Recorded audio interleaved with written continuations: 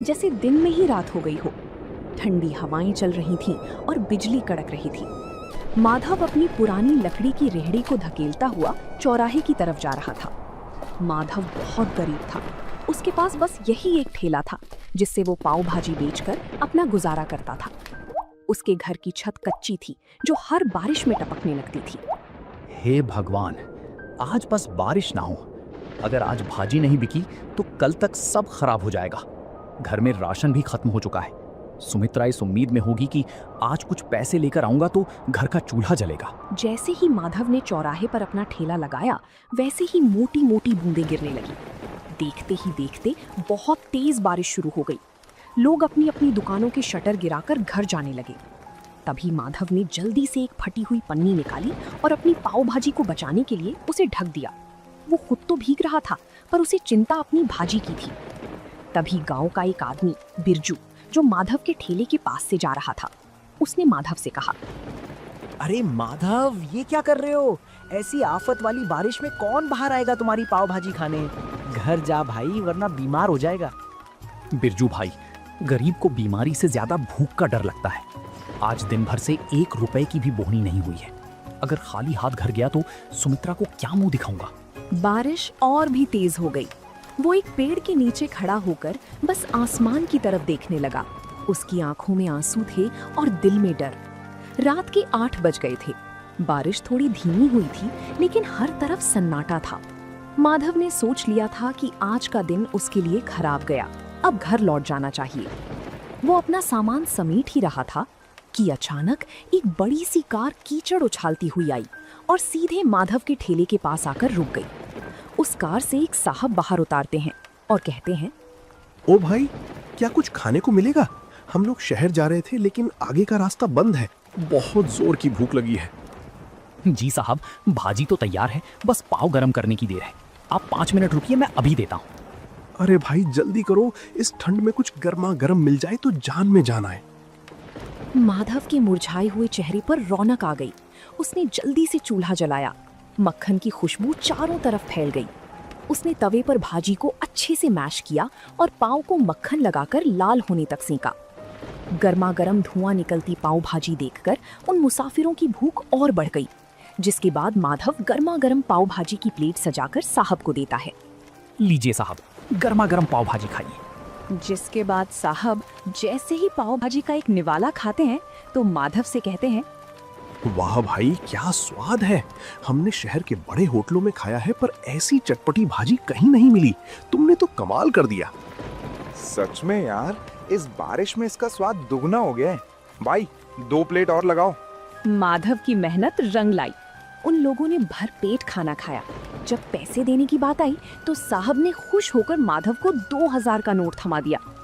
साहब, ये तो बहुत ज्यादा है। मेरे पास तो छुट्टी भी नहीं है। रख लो भाई, इस मुसीबत में तुमने हमें खाना खिलाया, ये उसके लिए छोटा सा इनाम है। खुश रहो। गाड़ी वहां से चली गई। तभी माधव ने उस नोट को अपने सिर से लगाया और भगवान का शुक्रिया किया। वो जल्दी जल्दी अपना ठेला लेकर घर की तरफ भागा। उसे लग रहा था जैसे आज वो दुनिया का सबसे अमीर आदमी है, पर उसे नहीं पता था कि गांव का ही एक लालची आदमी राजेश ये सब छिपकर देख रहा था और उसके मन में जलन पैदा हो रही थी।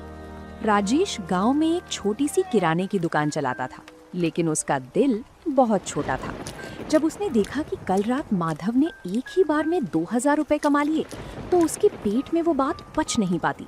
वो सोचने लगा कि अगर ये गरीब पावभाजी वाला ऐसे ही पैसे कमाने लगा तो कल को ये मेरी बराबरी करने लगेगा।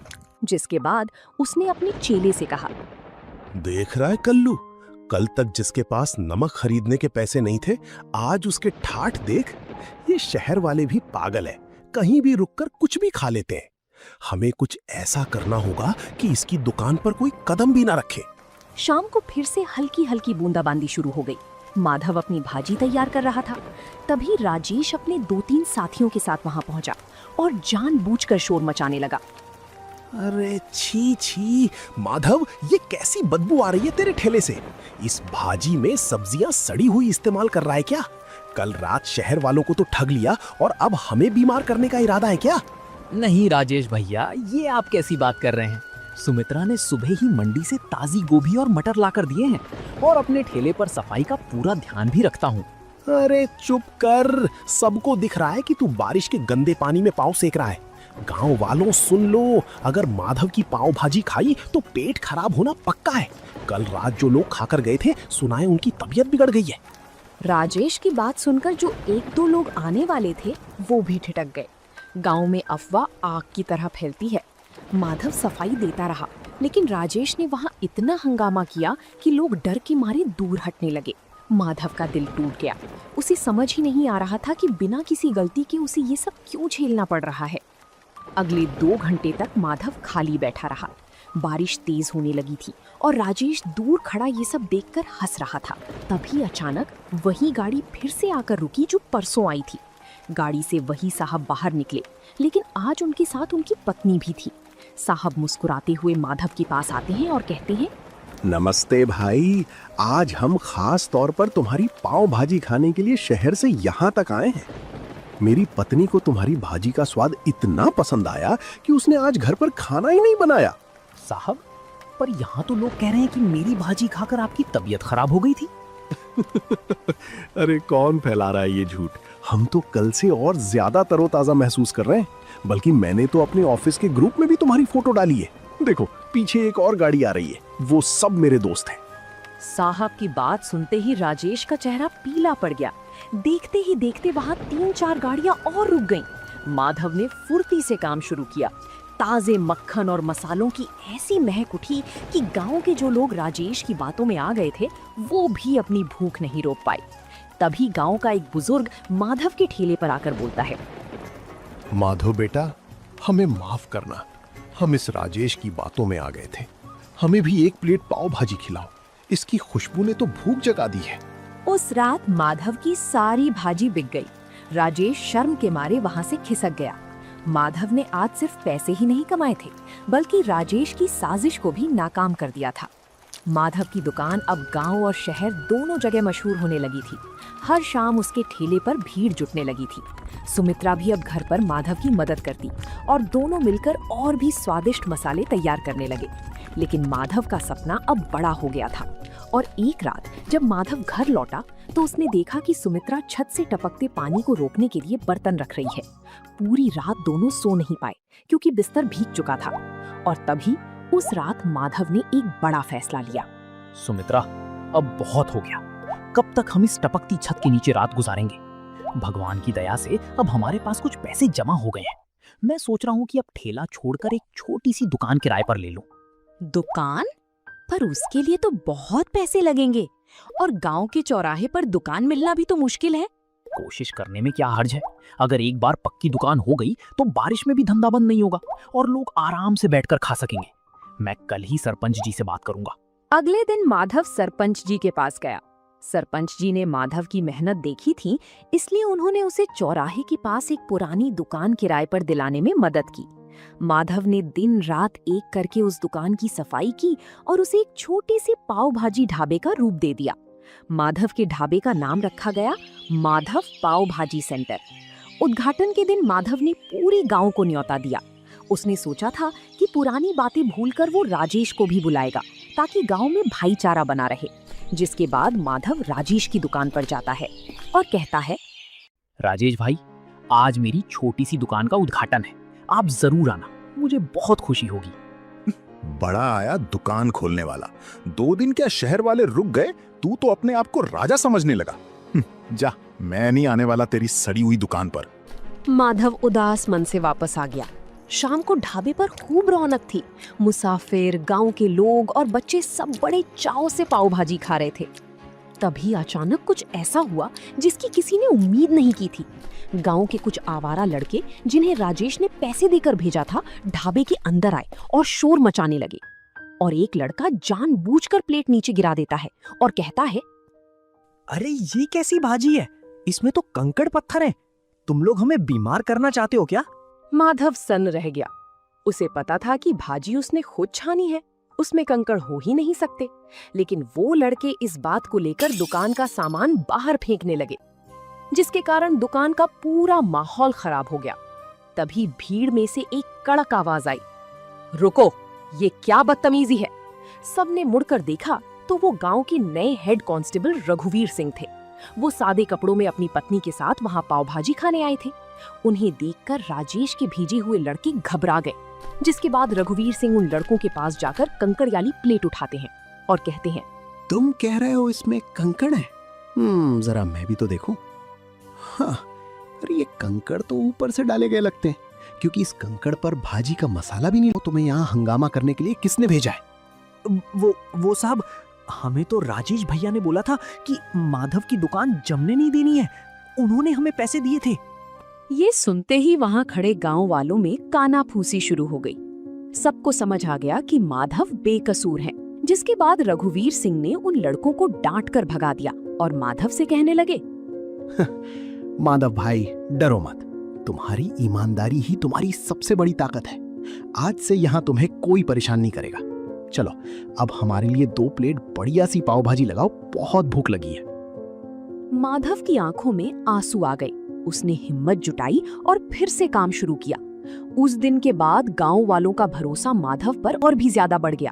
माधव का काम अब दिन दुगुनी रात चौगुनी तरक्की कर रहा था। दूसरी तरफ राजेश की जलन कम होने का नाम नहीं ले रही थी। उसने सोचा कि अगर माधव पाव भाजी बेचकर अमीर हो सकता है तो मैं क्यों नहीं। उसने भी अपनी दुकान के बाहर पाव भाजी का बड़ा सा बोर्ड लगा दिया और तभी राजेश ने अपने चेले कल्लू से कहा, देख कल्लू, माधव ताजी सब्जियां और महंगा मक्खन डालता है, इसलिए उसे बचत कम होती है। हम क्या करेंगे, हम मंडी से सस्ती और थोड़ी बासी सब्जियां लाएंगे और मक्खन की जगह सस्ता डालडा घी इस्तेमाल करेंगे और स्वाद के लिए तेज मिर्च डाल देंगे, किसी को पता नहीं चलेगा। राजेश ने दुकान तो शुरू कर दी, लेकिन उसका इरादा सिर्फ पैसा कमाना था, सेवा करना नहीं। शुरुआत में कुछ लोग कम दाम के लालच में राजेश के पास गए, लेकिन 2 ही दिन में असर दिखने लगा और एक दिन गांव का एक आदमी पेट पकड़कर राजेश की दुकान पर आया और कहने लगा, अरे राजेश, ये क्या खिला दिया तुमने? कल रात तुम्हारी पाव भाजी खाई थी, तब से पूरे घर का पेट खराब हो गया है। डॉक्टर के यहाँ चक्कर लगाने पड़ रहे हैं। धीरे धीरे राजेश की पोल खुलने लगी। जो लोग सस्ते के चक्कर में राजेश के यहाँ पाव भाजी खाने गए थे, उनकी तबीयत खराब हो गई थी। गांव के पंचायत में राजेश की शिकायत पहुंच गई। सरपंच जी ने राजेश पर भारी जुर्माना लगाया और उसकी दुकान कुछ दिनों के लिए बंद करवा दी। राजेश को लालच की बहुत बड़ी सजा मिली थी। राजेश की दुकान बंद हो गई और पूरे गांव में उसकी बदनामी हो गई। दूसरी तरफ माधव ने अपनी मेहनत से न केवल गांव वालों का दिल जीता, बल्कि अब दूर दूर से लोग उसकी पाव भाजी का स्वाद चखने आने लगे थे। लेकिन माधव का दिल आज भी उतना ही साफ था जितना पहले दिन था। माधव का छोटा सा ढाबा अब छोटा पड़ने लगा था। शहर के एक बड़े अखबार में माधव की कहानी छपी कि कैसे एक गरीब पाव भाजी वाले ने अपनी ईमानदारी से अपनी किस्मत बदली। इस खबर के बाद शहर के एक बड़े बिजनेसमैन माधव के पास आए। माधव भाई, आपकी भाजी में जो स्वाद है वो मैंने आज तक कहीं नहीं चखा। मैं चाहता हूँ कि शहर के मुख्य हाईवे पर हम मिलकर एक बड़ा फैमिली रेस्टोरेंट खोलें। जगह और पैसा मेरा होगा और हुनर आपका। साहब, मैं तो एक छोटा सा आदमी हूँ। मुझे डर लगता है कि कहीं मैं इतनी बड़ी जिम्मेदारी संभाल पाऊंगा या नहीं। क्यों नहीं संभाल पाएंगे? आपने कीचड़ और बारिश में ठेला चलाया है, ये तो फिर भी छत के नीचे का काम है। आपको भगवान ने मौका दिया है, इसे मत छोड़िए। माधव मान गया। कुछ ही महीनों में हाईवे पर एक आलीशान ढाबा तैयार हो गया, जिसका नाम रखा गया माधव की असली पाव भाजी। अब माधव के पास काम करने के लिए कई लोग थे, लेकिन वो आज भी खुद खड़े होकर भाजी का मसाला तैयार करता था ताकि स्वाद न बदले। माधव अब एक बड़ा आदमी बन चुका था। उसने गांव में अपने लिए एक पक्का और सुंदर घर बनवा लिया था। एक दिन जब वो अपने पुराने गांव के चौराहे से गुजर रहा था, तो उसने देखा कि राजेश अपनी दुकान के बाहर बहुत उदास बैठा है। उसकी दुकान पर धूल जमी थी और वो बहुत कमजोर लग रहा था। जिसके बाद माधव राजेश के पास जाता है और कहता है, राजेश भाई, राम राम, क्या हालचाल है? माधव, तुम यहाँ? भाई, मुझे माफ कर दो। मैंने तुम्हारे साथ बहुत बुरा किया, तुम्हारी दुकान उजाड़ने की कोशिश की। आज देखो, कुदरत ने मुझे वहीं लाकर खड़ा कर दिया है। मेरी दुकान बिकने की कगार पर है और मेरे पास कोई काम नहीं है। पुरानी बातें भूल जाओ राजेश भाई। इंसान गलती का पुतला है। मुझे आपसे कोई शिकायत नहीं है। अगर आप चाहें तो मेरे नए होटल में स्टोर मैनेजर का काम संभाल सकते हैं। मुझे किसी भरोसेमंद आदमी की जरूरत है। तुम सच में महान हो माधव। मैंने तुम्हें गिराना चाहा और तुम मुझे सहारा दे रहे हो। मैं वादा करता हूँ अब कभी लालच नहीं करूंगा और पूरी ईमानदारी से काम करूंगा। माधव ने राजेश को गले लगा लिया। गांव वाले ये देखकर दंग रह गए कि कैसे एक गरीब पाव भाजी वाले ने न केवल गरीबी को हराया बल्कि अपने दुश्मन को भी अपनी अच्छाई से जीत लिया। माधव की कहानी हमें सिखाती है कि बारिश चाहे कितनी भी तेज हो, अगर इरादे पक्के हों तो सूरज जरूर निकलता है। तो दोस्तों, आप लोगों को ये कहानी कैसी लगी कमेंट करके जरूर बताएं और ऐसी कहानियों को देखने के लिए वीडियो को लाइक करें और